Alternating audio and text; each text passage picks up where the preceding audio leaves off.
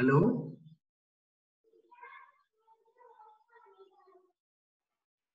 आवाज येतो का माझा? हो.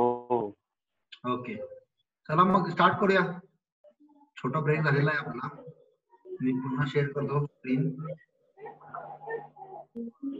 आणि तुम्हाला कधीही काही मध्ये डाऊट असेल आणि तुम्हाला जर वाटत असेल की बाबा किंवा बोलण्यापेक्षा बाबा मी तुम्हाला जर टाईप करून टाकायचं असेल तर तुम्ही चॅट विंडोमध्ये टाईप करून टाकू शकता सगळं. ठीक आहे. हा, त्यामुळे काय नाही, अजिबात काय घाबरू नका. इथं काय मी असं डाऊट विचारला तर बाबा, आणि सगळ्यात मोठा काय आपल्याकडं म्हणजे आपल्या इंडियन माणसांमध्ये डाऊट वाटतोय बाबा काय आपलं ते सगळ्यात मोठा न्यूनगंड असतो की बाबा मी कसा प्रश्न विचारू हा, आणि मी जर प्रश्न विचारला हा तर बाबा कसं होईल, ते काय म्हणजे चांगलं असेल का नसेल किंवा काय, तुम्हाला कसं वाटेल, काय मला कमी येते असं सगळ्यांना वाटेल वगैरे. हे तुम्हाला लहानपणामध्ये सांगितलं असेल, आपण मी हे तुम्हाला प्रॅक्टिकली सांगतोय. मी इतकी माणसं तर बघितलीत, मी ट्रॅव्हल वगैरे करतो, तर काय नाही, माणसं बाकीचे विचारतात आहे, डाऊट असेल तर आहे तर डाऊट, तर काय कळत नसेल तर नाही कळत आहे ना, त्यासाठी तर क्लासेस आहेत. ठीक आहे. तर आता चालू करू आपण अॅनालॉग इलेक्ट्रॉनिक्स.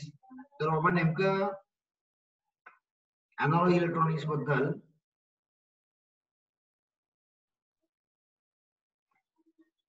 ठीक आहे. तर अॅनालॉग सर्किट्स मध्ये कसं आहे माहिती का, नावातच आहे याच्या की बाबा हे सर्किट थेरी आहे, बरोबर आहे का. तर सगळ्यात मोठा मिसकन्सेप्शन आहे आता की बाबा काय अॅनालॉग यायसाठी मला काय यायला पाहिजे की इलेक्ट्रॉनिक्स डिव्हाइसेस यायला पाहिजे, EDC, electronic devices and component. म्हणजे काय की डायोड कसा बनतो, त्याच्या डायोड मध्ये पी असतो, एन जंक्शन असतो म्हणा, किंवा बीजेटी कसा बनतो, किंवा मॉस्फेट कसा असतो वगैरे, ह्या गोष्टी आल्याशिवाय मी अॅनालॉग सर्किट काही शिकूच शकत नाही, किंवा मी काय मला जमणारच नाही अॅनालॉग सर्किट वगैरे. तर तसं नाहीये, कळलं का. तर हा सगळ्यात मोठा मिसकन्सेप्शन आहे आपला की बाबा अॅनालॉग सर्किट साठी तुम्हाला ईडीसी म्हणजे इलेक्ट्रॉनिक डिव्हाइस अँड कॉम्पोनंट्स शिकायला पाहिजे. म्हणून याचा आणि याचा संबंध आहे, नाही असं नाही म्हणत मी, आपण ते काय रिलेटेड नाहीये. ठीक आहे. आणि याच तुम्हाला प्रूफ कशाने भेटेल, जर तुम्ही गेटचा सिलेबस हा इतका परफेक्ट सिलेबस आहे ना, त्यामुळे तुम्हाला सगळ्या गोष्टी समजून जातात त्या सिलेबस मधून. तर तुम्ही बघितलं तर ईसीए सिलेबस मध्ये दोन्ही आहेत. ईसी म्हणजे इलेक्ट्रॉनिक्स कम्युनिकेशनसाठी ईडीसी पण आहे आणि अॅनालॉग पण आहे. ठीक आहे. पण ईई साठी मला तुम्ही सांगा, फक्त अॅनालॉग आहे, त्यांना काही पार्ट नाही आहे, इलेक्ट्रॉनिक डिव्हाइसेसचा पार्ट नाहीये. आयन साठी पण तसंच आहे सेम. ठीक आहे. तर त्यांना पण काही पार्ट नाही. ठीक आहे. तर त्यामुळे कसं आहे की बाबा या दोन वेगवेगळ्या गोष्टी आहेत असं म्हणणार नाही मी कम्प्लिटली, पण त्या इंडिपेंडेंट आहेत असं म्हणू शकतो मी 101%. ठीक आहे. तर हे अॅनालॉग आणि ईडीसी हे इंडिपेंडेंट आहेत. ठीक आहे. तर ही पहिली गोष्ट आहे अशी. तर अॅनालॉग मध्ये नेमकं काय सिलेबस जर आपल्याला बघायचं असेल, नेमकं काय शिकणार मी, अॅनालॉग म्हणजे काय बाबा, सगळ्यांना आपण आता थर्ड इयर किंवा सेकंड इयरच्या आहेत, सगळ्यांना माहिती आहे डिजिटल म्हणजे काय, सगळ्यांना आवडतं. काय आवडतं? डिजिटल आवडतं सगळ्यांना. डिजिटल इलेक्ट्रॉनिक काय आवडतं? 0 and 1 मध्ये असतं सगळं, त्यामुळे सगळ्यांना काय वाटतं भारी, and gate, or gate, flip flop, converters, marks, डिमार्क्स, त्याचं काउंटर, स्टेट मशीन, ह्या सगळ्या गोष्टी सगळ्यांना आवडतात, कारण का सोपं वाटतं ना आपल्याला डिजिटल लॉजिक. पण तेच अॅनालॉग मध्ये काय होतं सगळ्यांना, अॅनालॉग म्हणजे काय की पूर्ण आपलं जगच आहे अॅनालॉग. ठीक आहे. अॅनालॉग म्हणजे काय, सायन्सनुसार वेळ तुम्हाला दिसते प्रत्येक वेळी, का तर ही का प्रत्येक सेकंदाला याची व्हॅल्यू चेंज होते. ठीक आहे. तर हे एक प्रकारचं अॅनालॉग वर्ल्ड आहे. आणि आता ह्या जगामध्ये पण सगळ्या गोष्टी ह्या अशाच होतात. म्हणजे करोनाचे पेशंट पण असे वाढत नाही आहेत, ते पण अशा अॅनालॉग तरीकेनेच वाढतात. पण त्या पेशंट वाढण्याचा ग्राफ हा थोडासा साईड सारखा नसून असा आहे, कसा आहे, असा चाललाय की बाबा नुसता वाढतच चालले. मग त्याला आपण काय म्हणू शकतो, हे फंक्शन टी आहे, म्हणजे जसं टाइम तुझा वाढत चालला आहे तसे तुमचे करोनाचे पेशंट वाढत चालले, आणि त्यामुळे हे रॅम्प फंक्शन आहे एक प्रकारचं. ठीक आहे. तर अशा प्रकारे हे अॅनालॉग आहे. तर अॅनालॉग मध्ये काय आपण जे काही सर्किट शिकणार आहोत ते असे असणार आहेत की बाबा डिस्ट्रिक्ट तुम्हाला गोष्टी नाही देणार, म्हणजे काय 0 किंवा 1 मध्ये आन्सर नाही येणार. आता जर तुमचं काय असणार आहे, व्होल्टेज, करंट, ह्या गोष्टी आपण फाइंड आउट करणार आहोत, रेजिस्टन्स फाइंड आउट करणार आहे. तर ह्या गोष्टी बऱ्यापैकी अॅनालॉग वर्ल्ड मध्ये असणार, ज्या पॉइंट्स मध्ये असू शकतात. ठीक आहे. कोणीतरी काहीतरी हा हो काहीतरी म्हणाले, मला काही समजत नाहीये. आहात ना सगळे? हॅलो. हो. ओके ओके ओके ओके चला ठीक आहे. तर मग आता मी तुम्हाला पहिल्यांदा असा ओव्हरव्ह्यू देतोय की बाबा नेमके टॉपिक्स कुठले आहेत आणि त्या टॉपिक्स मध्ये आपण काय सांगणार, काय शिकणार आहोत. ठीक आहे. तुम्हाला असं म्हणाल तर त्या एकाच लेक्चर मध्ये तुम्हाला भरपूर गोष्टी काय काय समजून जातील. ठीक आहे. तर बघा, तर पहिला आपण टॉपिक असा असतो आपल्या अॅनालॉग मध्ये की बाबा स्मॉल सिग्नल इक्विव्हॅलंट सर्किट्स म्हणजे काय नेमकं, किंवा काय होतं की माझा एक ब्लॅक बॉक्स आहे समजा. ठीक आहे. ब्लॉक्स म्हणजे काय, ब्लॅक बॉक्स म्हणजे काय, याच्या आतमध्ये मला काय आहे काय नाही आहे हे मला काही माहित नाही आहे. तर या गोष्टीला मी काय करणार आहे आता, की या गोष्टीला काय करणार आहे मी, सिग्नल अप्लाय करणार आहे. आणि तो कसा असणार आहे सिग्नल, की ही जी व्हॅल्यू या सिग्नलची असणार आहे स्मॉल. स्मॉल म्हणजे काय, तर तुम्हाला आपल्याला माहिती आहे आपल्या इलेक्ट्रिकल वर्ल्ड मध्ये काय आहे की बाबा मायक्रो व्होल्ट, मिली व्होल्ट आणि मॅक्झिमम 1 व्होल्ट 2 व्होल्ट वगैरे अशा टाईप मध्ये. तर ह्या अशा स्मॉल व्होल्टेज आपल्याकडे आहेत किंवा करंट आहे. तर असे सिग्नल मी या डोमेन मध्ये मी अप्लाय करणार आहे. कोणाला, या ब्लॅक बॉक्सला. मग ह्या ब्लॅक बॉक्स मध्ये काय आहे मला काहीही माहित नाहीये आणि गरज पण नाहीये जाणून घ्यायची काय आहे ह्याच्यामध्ये. ठीक आहे. आणि त्यात तर माझं काय आउटपुट काय येतं ज्यावेळी मी स्मॉल सिग्नल अप्लाय करतो, तर हे मला बघायचं. मग ह्यानंतर नेमकं हे ब्लॉक बॉक्स मध्ये कोण कोण असणार आहे ब्लॅक बॉक्स मध्ये, तर आपला पहिला सगळ्यांना माहिती आहे की बाबा असणार आहे तो म्हणजे डायोड. ठीक आहे. डायोड म्हणजे डायोडचा एक ब्लॅक बॉक्स ठेवायचा, डायोडला ऍज आपण कन्सिडर करायचं हा ब्लॅक बॉक्स. आणि याला जर आपण स्मॉल सिग्नल दिला तर आउटपुट काय येतं त्याचं, तर हे आपण बघायचं आहे पहिल्यांदा डायोड. ठीक आहे. त्यानंतर दुसरा कोण असणार आहे, बीजेटी. हा, मग बीजेटी साठी पण काय केलेलं आहे आपण, एक ब्लॅक बॉक्सचं कॅरेक्टरायझेशन करून ठेवलेलं आहे आपण बीजेटी साठी. ठीक आहे. तर ते पण तुम्हाला सांगणार मी कसं असतं काय असतं, त्याला कसं ब्लॅक बॉक्स समजायचं. तुम्हाला बीजेटी जरी काय आहे काय नाही आहे माहित नसेल तरी सुद्धा तुम्हाला हे अॅनालॉग सर्किटचे सर्किट सॉल्व्ह करता येईल. ठीक आहे. मग त्यानंतर आहे पुढे तो मॉस्फेट येतो. ठीक आहे. तर हे आपण याचं स्मॉल सिग्नल अनालिसिस करणार आहोत.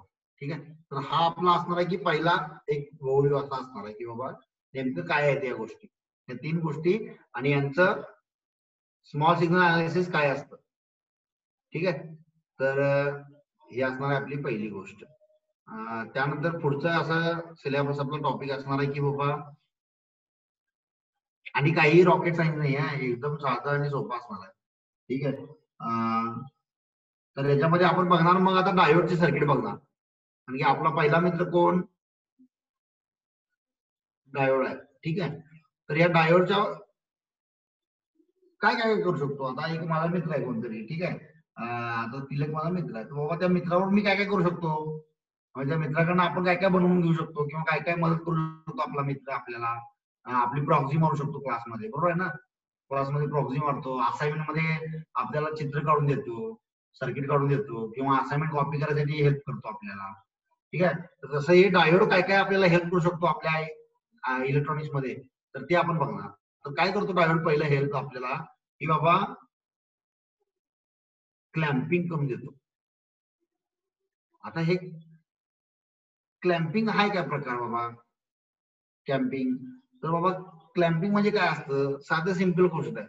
क्लॅम्प म्हणजे काय बाबा, एक प्रकारच्या गोष्टी, समजा तुम्ही काय दिलाय त्याला, त्याचा हे असा एक सिग्नल दिलाय, समजा तुमचा एसी सिग्नल दिलाय असा. त्याला काय करणार, इथून माझा आहे किती आहे -1 व्होल्ट, 0 व्होल्ट आणि हे +1 व्होल्ट. तर मी डायोडचं आणि असं एक सर्किट बनवणार की जेणेकरून ह्यात का नाही एक डीसी व्हॅल्यू ऍड झाली पाहिजे, समजा 10 व्होल्ट. मी धरतोय 10 व्होल्ट जेणेकरून तुम्हाला समजावं म्हणून. तर काय होणार आहे क्लॅम्पिंग मध्ये की बाबा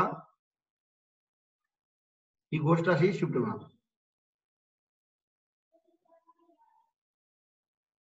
बघा मुलं चुकतात कुठे सांगतो तुम्हाला, मुलं काय चुकतात माहितीये का की ते सर्किट काय आहे ते पहिल्यांदा बघतात. माझं म्हणणं काय आहे, सर्किट काय आहे ना ही दुय्यम गोष्ट आहे. पहिल्यांदा तुम्ही काय बघा ती गोष्ट काय करत्या, म्हणजे काय की पहिल्यांदा तुम्ही कुठलं पण खेळणं दिलं तुम्हाला तर काय करताय तुम्ही पहिल्यांदा ते खेळणं चालतंय कसं ते बघताय ना, बरोबर आहे की नाही. ते कसं बनवलंय काय बनवलंय ते बघूच आपण, ते इंजिनियर आहे आपण त्याला खोलून बघूच, ठीक आहे. तर तर इथं काय होतंय मग हे 0 व्होल्ट आहे ना, तर प्रत्येकाला 10 व्होल्ट आपण ऍड करायचं, म्हणजे 0 व्होल्ट कुठं जातं 10 व्होल्ट जातं ही लाईन, ठीक आहे. -1चं काय होतंय 9ला जातं, सॉरी प्लस 9ला जातं, ठीक आहे. आणि त्यानंतर हे 11 व्होल्ट होतं, ठीक आहे. एवढं साधं सिंपल सर्किट आहे हे क्लॅम्पिंग सर्किट याला म्हणायचं. आणि हे नेमकं कसं करायचं, तर हे कोण करणार आपला मित्र, कोण करणार आपला मित्र डायोड करणार, ठीक आहे. तर याला म्हणायचं क्लॅम्पिंग सर्किट. बरं ठीक आहे, हे मित्राचा एक उपयोग झाला. मग दुसरा उपयोग काय करणार आपण की क्लिप करायचं बाबा. आता नको बाबा मला काय करतो क्लिपिंग बनवून दाखव. म्हणजे काय करणार तू की बाबा काय म्हणणार तू नख आपण नख कापतो ना आपली, नख काय वाढलेली असतात ना नख, तर ते आपण नख कापतो तसं हे काय करायचं यात क्लिप करून टाकायचं. क्लिपिंग सर्किट मध्ये काय होतं की मला हा पार्ट नको आहे, मला माझा पॉझिटिव्ह पार्ट नको आहे, मला माझा काय पाहिजे फक्त हा निगेटिव्ह पार्ट पाहिजे. परत मला हा माझा पॉझिटिव्ह पार्ट नको आहे, मला फक्त काय पाहिजे माझा निगेटिव्ह पार्ट पाहिजे, ठीक आहे. तर यातनं कसं होणार आपलं ही गोष्ट, तर क्लिप करणार कोण करणार आपला एकच मित्र, कोण एकच मित्र आहे आपला डायोड. डायोड काय करणार तुम्हाला काय करून देणार, इथं काय म्हणणार ठीक आहे एक क्लिप केलं मी, त्यानंतर बाबा तुम्हाला निगेटिव्ह पाहिजे निगेटिव्ह दिलं, परत क्लिप केलं त्यानंतर निगेटिव्ह पाहिजे निगेटिव्ह दिलं, हे करणार डायोड, ठीक आहे. एवढं साधं आणि सोपं काम आहे हे, ठीक आहे. मग पहिल्यांदा तुम्ही काय समजून घ्या की बाबा नेमकं आपल्याला काय काय करायचं आहे या सिलेबस मध्ये. मग त्यामुळे आता बघा मी तुम्हाला बसल्या बसल्या इथं तुम्हाला एकूण आतापर्यंत मी 2 सर्किट तुम्हाला ऑलरेडी सांगितले की तुम्हाला 2 सर्किट वरती असणार आहे अॅनालॉग मध्ये. मग काय असणार ती 2 सर्किट बघा 2 मिनिटं. पहिलं सर्किट कुठलं असणार आहे सगळ्यांना कळते ना, कोण काय हा हो काय म्हणत नाही रे, मला असं शिकून सवय नाही आहे कधी. हो सर, हो सर, समजते ना सगळ्यांना. हो नाहीतर मग मी पूर्ण लेक्चर नुसतं क्लॅम्पिंग आणि क्लिपिंग वरती घेणार बघा, हेच सांगणार तुम्हाला 10 मिनिटात. हा बघा हे क्लॅम्पिंग असं असतंय, इथं काम केलेलं आहे तुम्ही आणि क्लिप मध्ये असं क्लिप करतोय, ठीक आहे समजलं.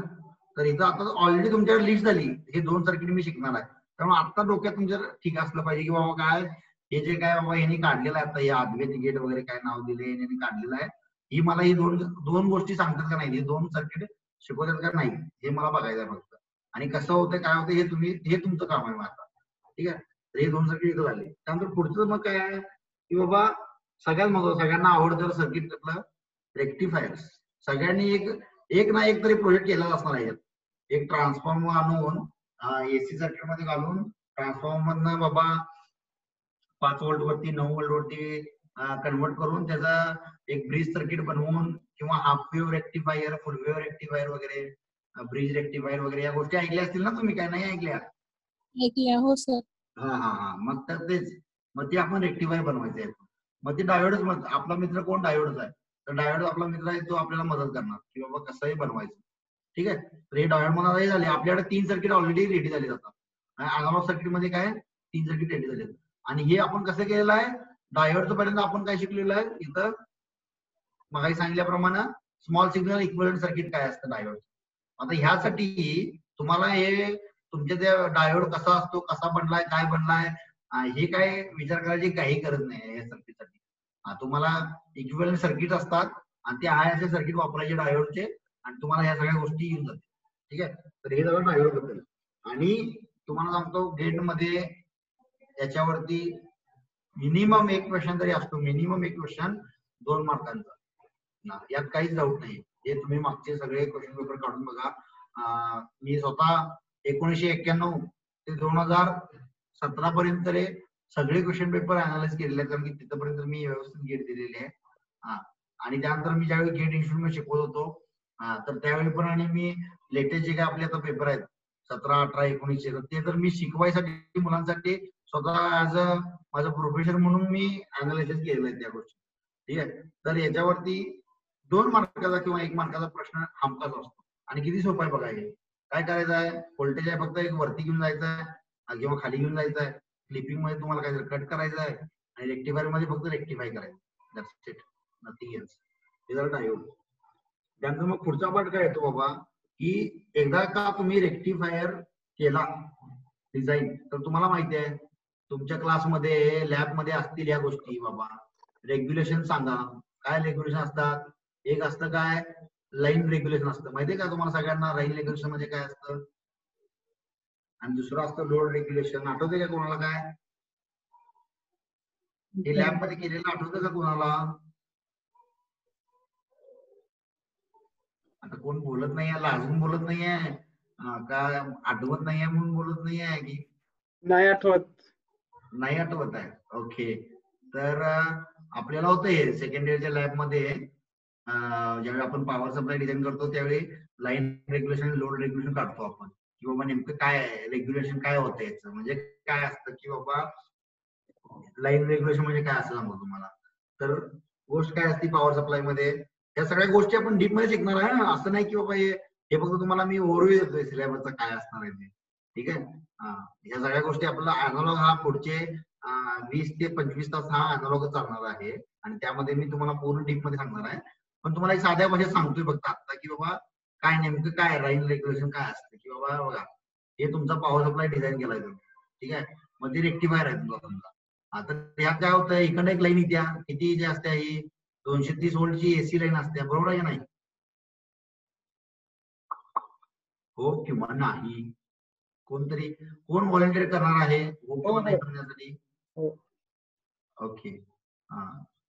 तर इकडं असतं 230 व्होल्टची एसी लाईन आणि इकडं काय असतं, माझं डीसी आउटपुट असतं. मग ते तुमचं 5 असू दे किंवा 10 व्होल्ट काही असू दे.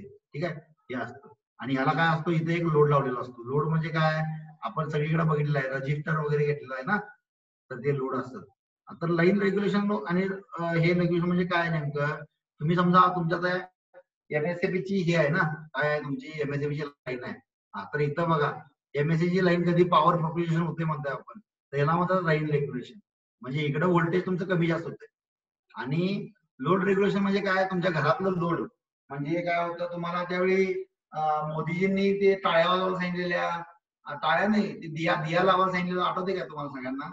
तर त्यामध्ये कसं होतं की बाबा त्यामध्ये सगळ्यांनी बाबा लाईट बंद करून आपण हे करूया, काय करूया,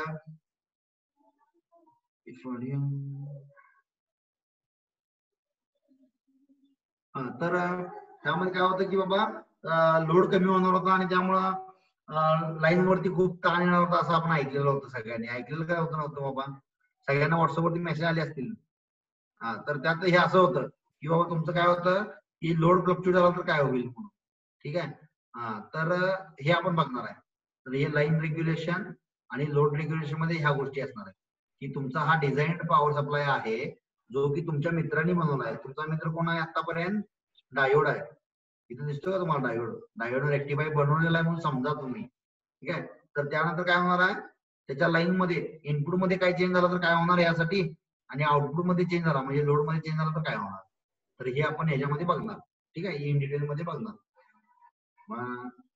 तर एक अशी कन्सेप्ट आहे बेसिकली. त्यानंतर पुढची कन्सेप्ट काय आहे ती अॅनालॉग मध्ये, तर ह्या पॉवर सप्लाय मध्येच अजून एक गोष्ट अशी आहे की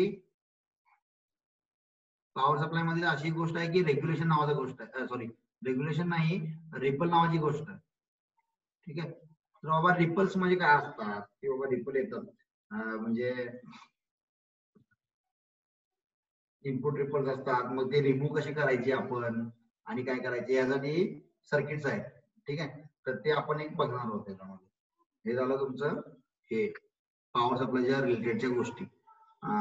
त्यानंतर पुढचा सिलेबस काय आहे बाबा नेमकं आपण घेणार अॅनालॉग मध्ये. हे झालं डायोडनं तुम्हाला हेल्प केली आणि तुमचा क्लिपिंग क्लॅम्पिंग रेक्टिफायर बनवून दिला. त्यानंतर तुम्ही रेक्टिफायर म्हणजे पॉवर सप्लायचं अनालिसिस केलं, सांगितलं की बाबा रेग्युलेशन होतं, लाईन रेग्युलेशन, रोड रेग्युलेशन बघितलं.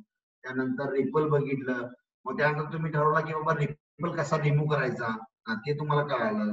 मग त्यानंतर पुढची गोष्ट काय ती बाबा की आता मला कॉन्स्टंट व्होल्टेज पाहिजे. आता एक कॉन्स्टंट व्होल्टेज मला हवाय. ठीक आहे.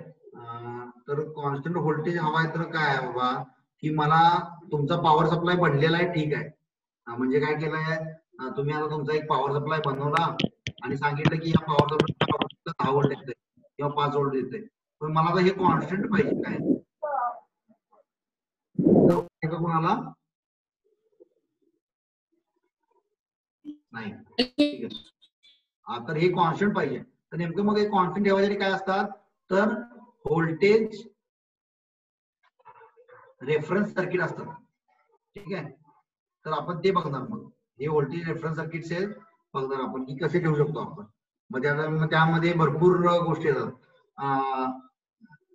रेग्युलेटर्स बघतो आपण ह्याच्यामध्ये. त्यानंतर जनरल डायोड बघतो, लाईन रेग्युलेटर्स आहेत, रोल रेग्युलेटर्स आहेत, पॅरलल रेग्युलेटर्स आहेत, सिरियल रेग्युलेटर्स आहेत.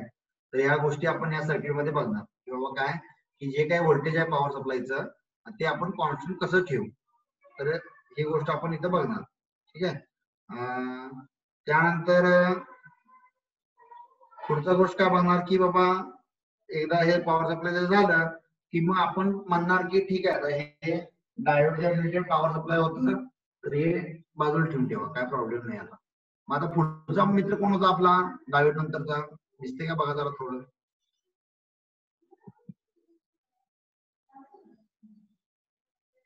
पुढं काय आपल्या बीजेडी आहे ना इथं. बीजेडी मॉस्फेट दोघं राहिले आता. आपण ह्या मित्राकडनं काय काय होतंय डायोड करून काय काय होतंय ते आपण बघितलं आता. समजलं ना सगळ्यांना. जरा कोणतरी होय नाही तर हा म्हणणार आहे मला हे असं क्लासेस कंटिन्यू करता येणार तुमच्या बरोबर. हो हो. ओके. ठीक आहे. तर हे डायोड मध्ये काय काय होतंय आपल्याकडनं ते बघून झालं आपलं. आता पुढचा मग कोण आहे आपला मित्र बीजेटी. ठीक आहे. बीजेटी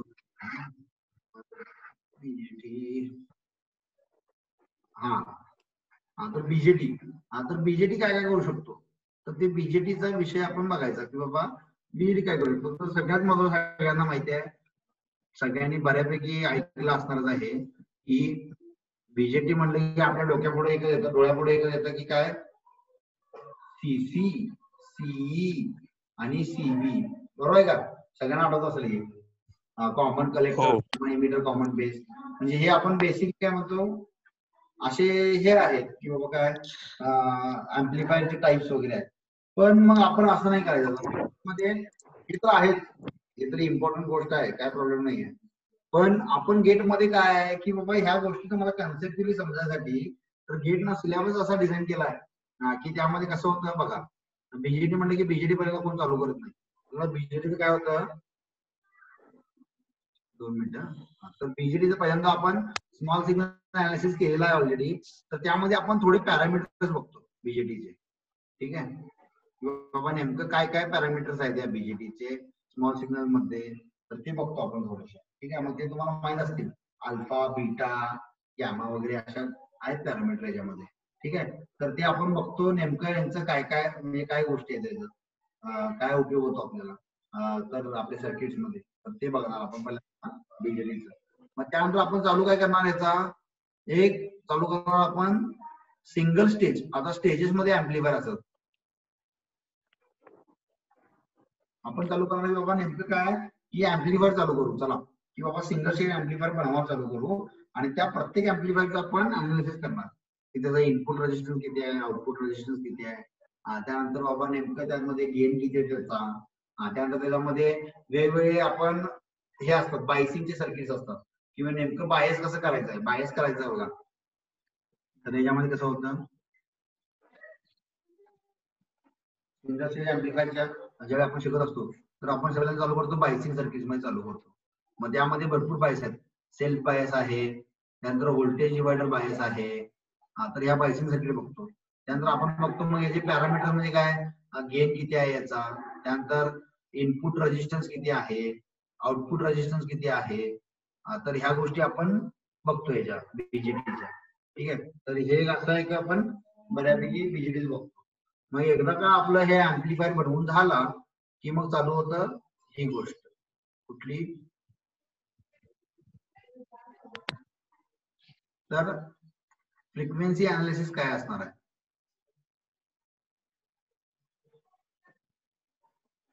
फ्रिक्वेन्सी अनालिसिस मध्ये काय होतं आपलं की बाबा बीजेटी आहे आपला, बीजेटीतून तुम्ही काय केलंय सिंगल स्टेज ऍम्प्लिफायर बनवलेला आहे, ठीक आहे.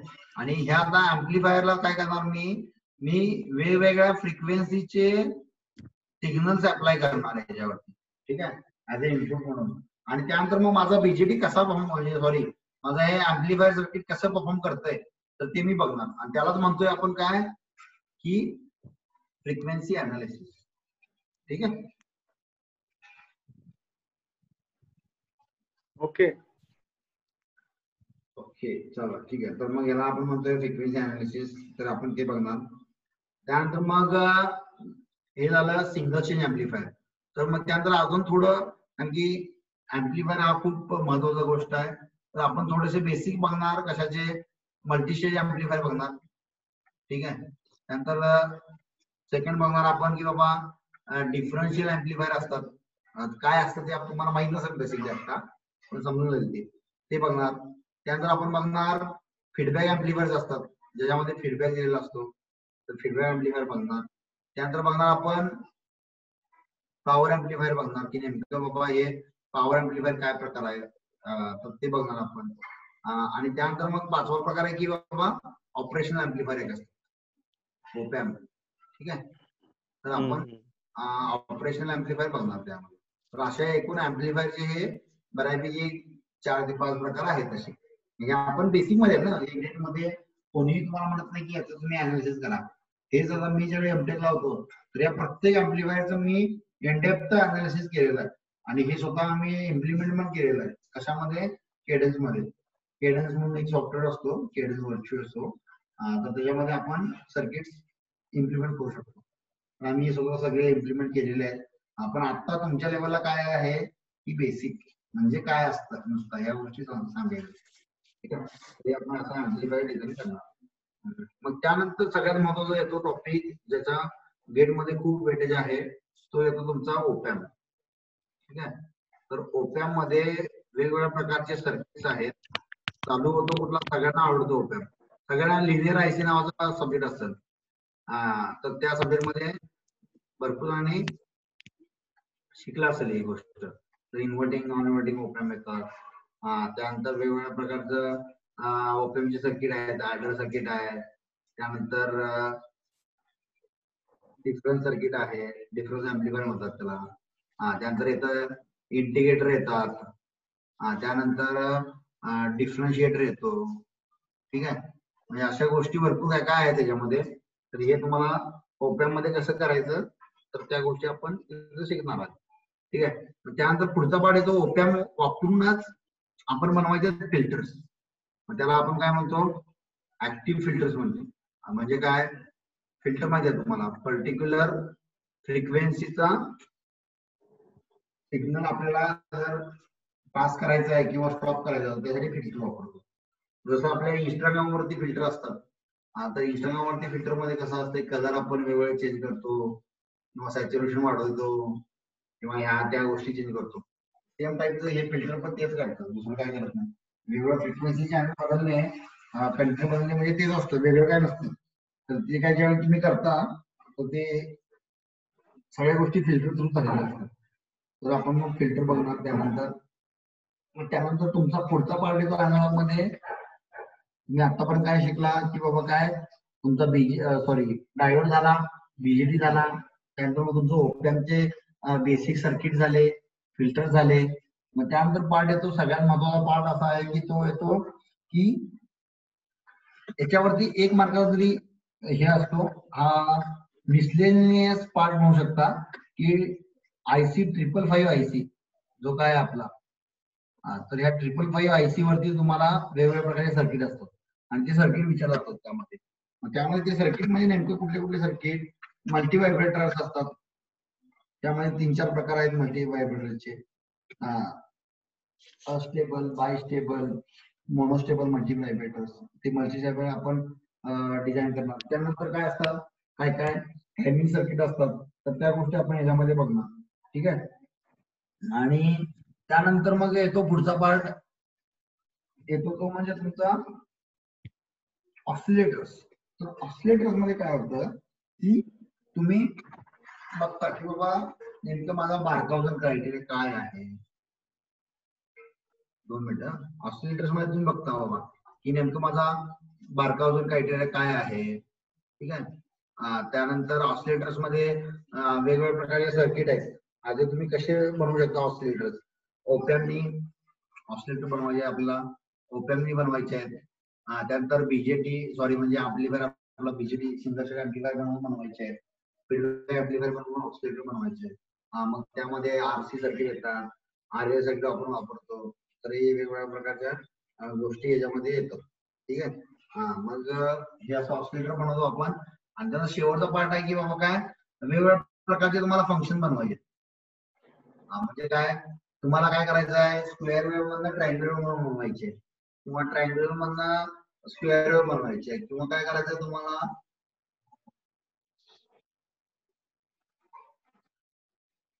इंटिग्रेशन घ्यायचं, डेरिव्हेशन घ्यायचं. म्हणजे ऑलरेडी आपण जे काय फंक्शन तयार केलेलं आहे, शिकलेलं आहे, सॉटून वेव्ह करायचे आहे, तर हे फंक्शन जनरेटर आपण शिकणार आहे यामध्ये.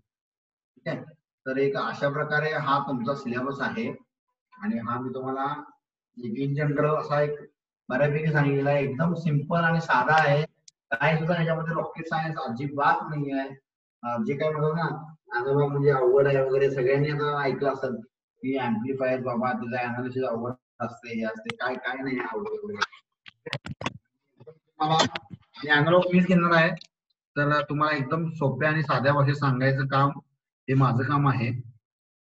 ठीक आहे. आणि हा मी ऑलरेडी 5 ते 6 वेळा वेगवेगळ्या इन्स्टिट्यूट मध्ये शिकवलेला आहे मुलांना.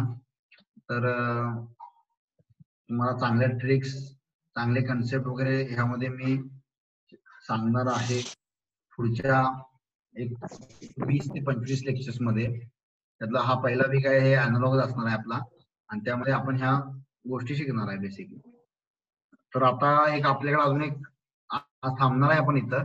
एक 5 मिनिटात काय डाऊट असतील अॅनालॉग साठी म्हणा किंवा तुमच्या आमच्या जे काही क्लासेस मगाशी सांगितलं, तुम्हाला जर वाटत असेल की बाबा बोलायला नाही असेल तर तुम्ही चॅट मध्ये पण टाकू शकता टेक्स्ट मेसेज. पण मी प्रेफर करेन चॅट साठी, कारण का मला जर तुम्हाला मोटिवेशन ठेवायचं असेल ना, मी जर तुम्हाला चांगली इन्फॉर्मेशन द्यावी असं तुम्हाला वाटत असेल तर तुम्हाला मला काही ना काहीतरी फीडबॅक असा दिला पाहिजे कॉन्स्टंटली. त्याशिवाय असं एकटं बोलणं मला ते नाही जमणार. तुम्ही सांगू शकता तुम्हाला काय डाऊट वगैरे असतील, विचारू शकता व्यवस्थित.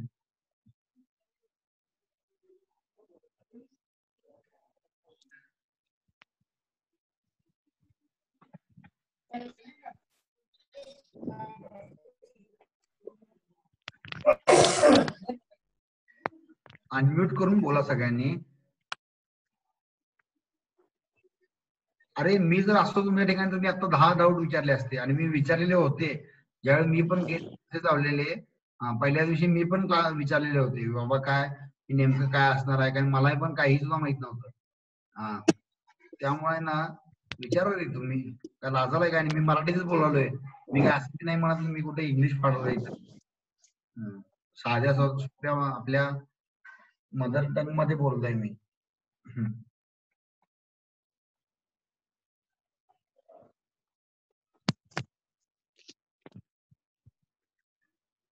समजलं सर, आज जे शिकवलं ते समजलं काय? चांगली गोष्ट आहे. आणि काय डाऊट वगैरे काय? नाही तसं काही नाही. ओके.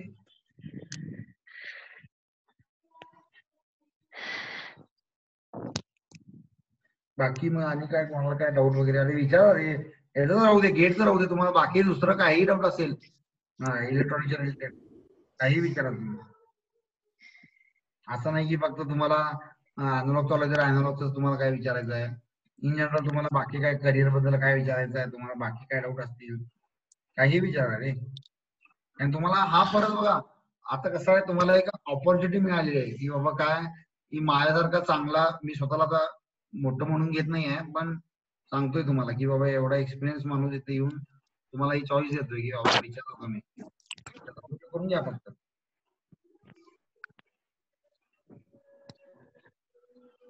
सर तुमचं इंट्रोडक्शन द्या ना एकदा. काय यायचं? इंट्रोडक्शन. सॉरी, इंट्रोडक्शन तुमचं. माझं इंट्रोडक्शन. ओके.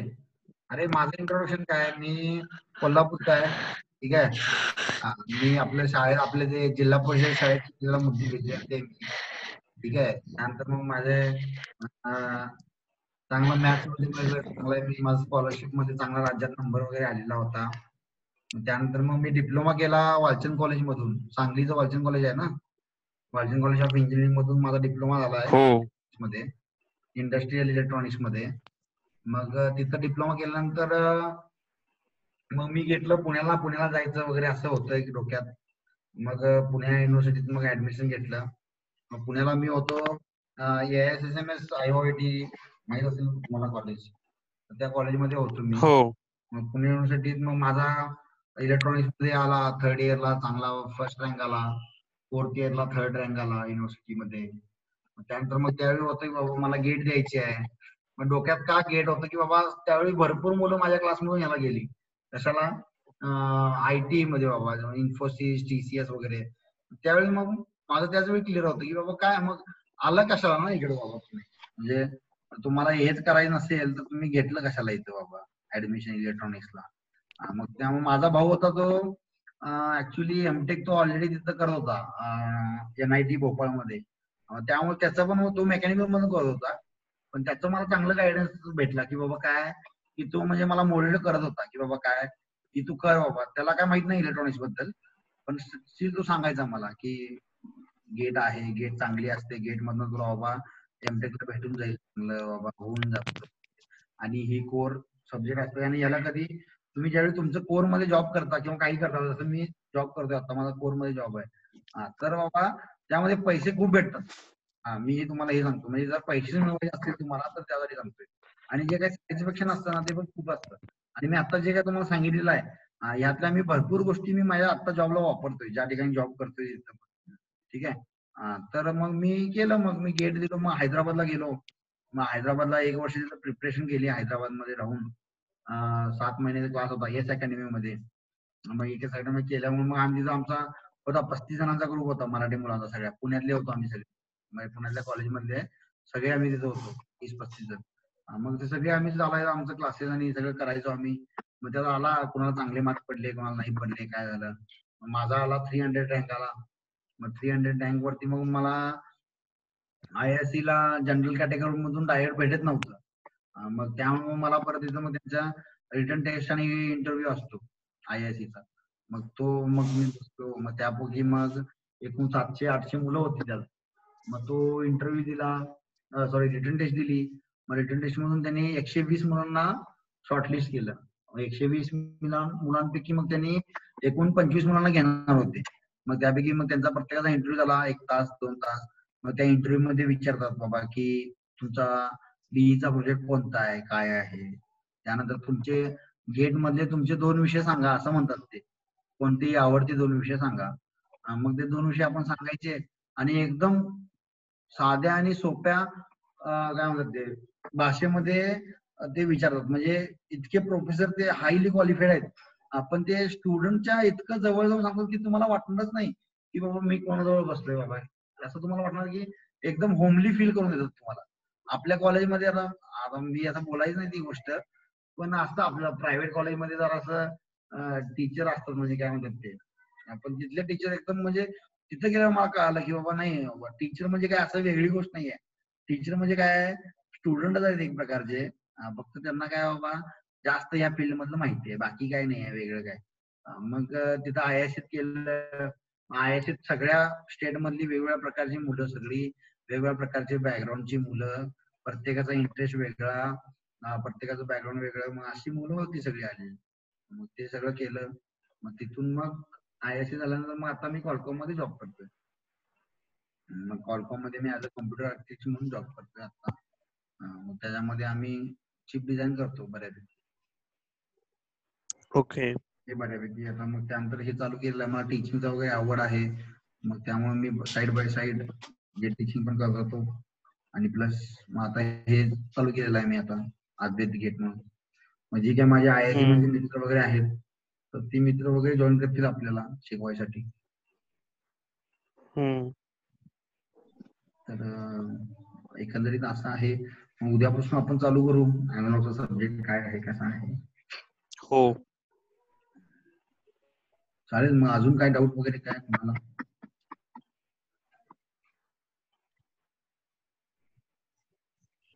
आणि गायडन्स, मला काय वाटतं की ह्या फील्ड मध्ये मुलांना गायडन्स खूप महत्वाचा आहे आता. कसं आहे, जस्ट बाबा चला माझा मित्र करतोय म्हणून मी करतोय, किंवा कुठं तर काहीतरी बघणं आणि करणं नुसता. आणि कसं आहे, तुम्ही युट्यूब वरती बघितलं तर काय लेक्चर देणारे भरपूर जण आहेत, सांगणारे भरपूर जण आहेत, आपण ऍक्च्युली एक्सपिरियन्स करून सांगणारे खूप कमी आहेत. असं आहे. त्यामुळं कसं आहे, राईट माणसाकडून गायडन्स भेटणे हे पण एक खूप मोठी गोष्ट आहे. त्यामुळं आम्ही हे चालू केलेलं आहे बऱ्यापैकी. बघूया आता काय काय कसं आपण जातोय पुढं. एक प्लॅन आहे एखादा. ठीक आहे. मग उद्या भेटूया मग. हो चालेल. चला ठीक आहे. Bye bye. काय डाऊट असेल तर तुम्ही मला मेसेज करू शकताय. आपल्या याला मेल ID वगैरे आहे तुमच्याकडे. ठीक आहे. ओके. चल.